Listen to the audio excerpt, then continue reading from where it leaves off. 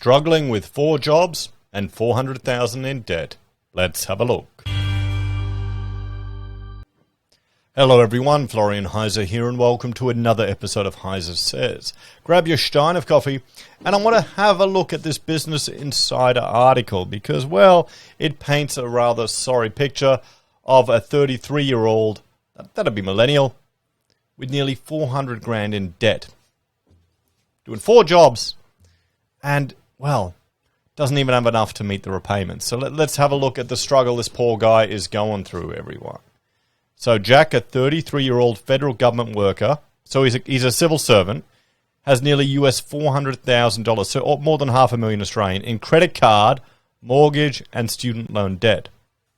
He earns around $95,000 US a year working multiple jobs, not enough to cover his $9,000 monthly payments. And this is the strange thing, he's studying a PhD. Now, we'll look at another article I remember reading years ago from The Economist, pretty much putting forward that a PhD isn't worth it, everyone. So let's have a look at this. So that's the case for Jack, whose name Insider has changed for privacy purposes. The 33-year-old who lives in Texas is a man of many titles. He's a full-time federal government worker, an adjunct professor, a delivery food driver, and a soon-to-be substitute teacher. You've got to do what you've got to do. He juggles all these jobs in an effort to pay off his nearly $400,000 debt tab, but his income falls short. Looking towards a better future, he's also studying for his PhD. So how can you study for a PhD as well as doing all of that? You know, delivery food driver like Ubering or whatever. Sure, you can do that. Adjunct professor. I don't know how he can find the time for that. The reason I hustle so hard is to develop multiple streams of income in hopes that it might be enough to gain attention for higher paying positions, he told Insider. How will being a food delivery driver and a substitute teacher, this does not make any sense. I mean, you want multiple streams of income. You want passive income streams. So if one thing dips down, another thing can step up. You want to have enough passive income so you can pretty much have FU money. So if you're running a business, you don't need to work for the clients. You don't have to. The toughest times I had were when I had multiple staff working under me and I needed to hit the pavement and just get work in the door to keep people employed. I didn't have enough reserves. And I had so many mouths to feed. Then you'd work really hard to get a project, and they wouldn't appreciate it. And that's probably why I'm so grey now. So it's an all too familiar story for millennials, many of whom find themselves saddled with both student loan and credit card debt. Now, here's the thing. Student loans. The whole education sector in the US has bubbled because of government intervention. There's now a moral hazard because you can't bankrupt out of it, so the universities just straddle it higher and higher and higher, and they're lending so much money to these kids because the government guarantees it. And there's no way to get out of it. There's no way for these poor kids to get out of it. I think Peter Schiff did an episode where he walked up, late night somewhere around a red light district, talking to all these people, holding signs to encourage people into adult entertainment establishments, and they all had degrees that they were never using. And you're fed all this pipe dream and rubbish about getting a uni degree, and it has to be from a certain university. There's cheaper options in the States. You don't need to move interstate. You don't need to pay for the private university. You can go to community college. You can do it cheaper. In the end, what matters is your portfolio of work and your capabilities.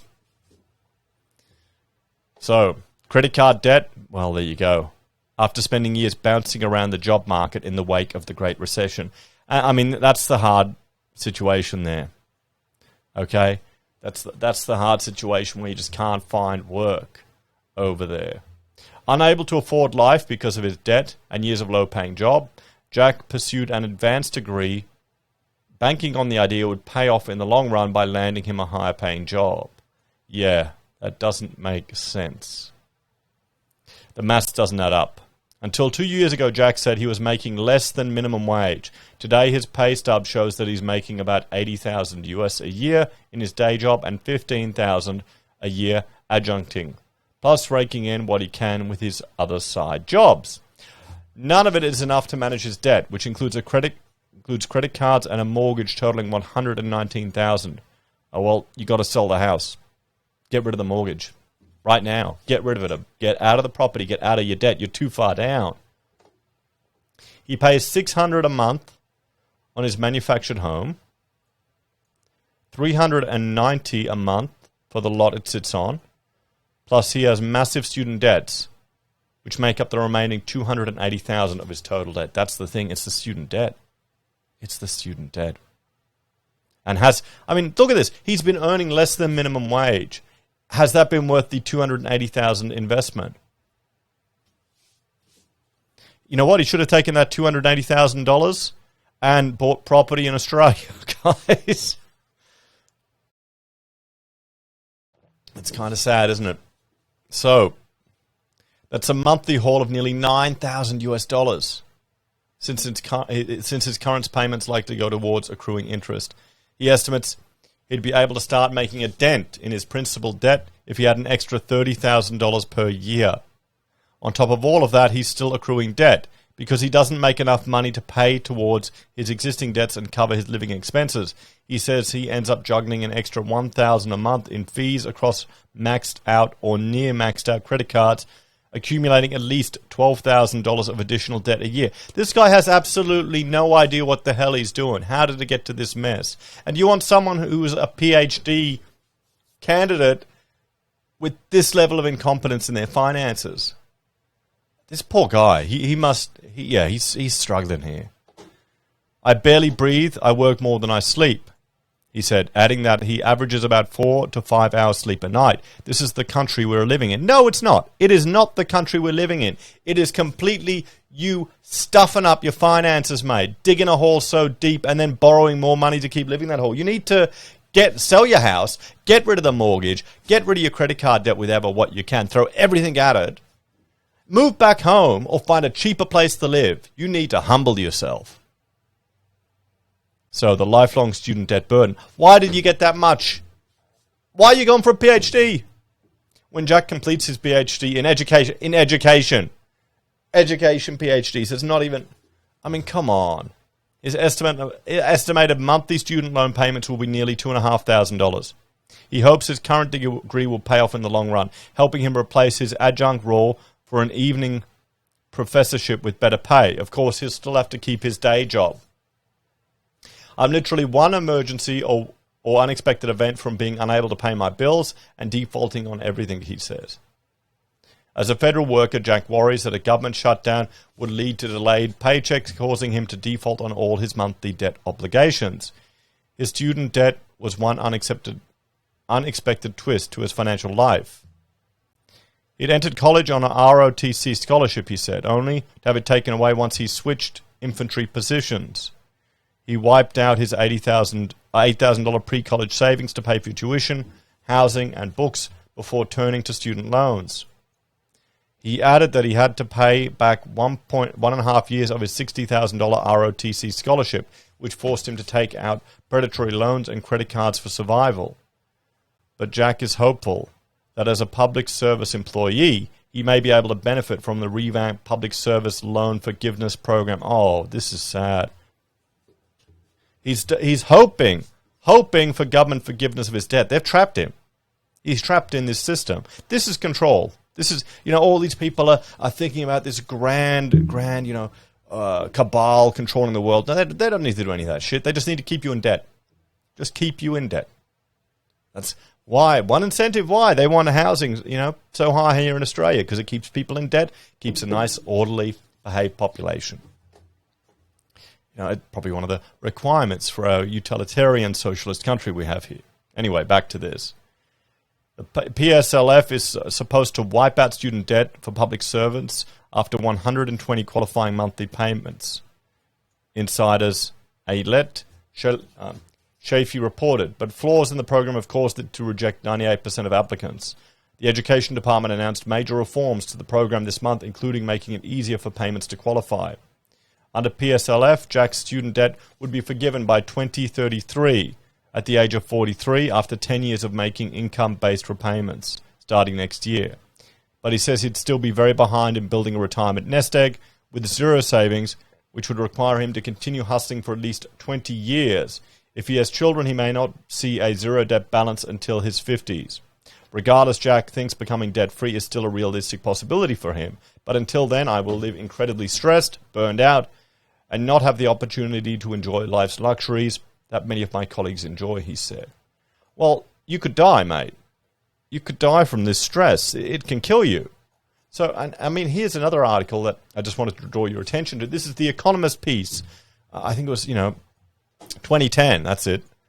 Christmas double issue of the Economist, where why doing a PhD is often a waste of time, everyone. And I'll let you go through this on your own. I mean, hang on, let's have a look. Is there anything that jumps out? It just found a PhD may offer no financial benefit over a master's degree. It can even reduce earnings.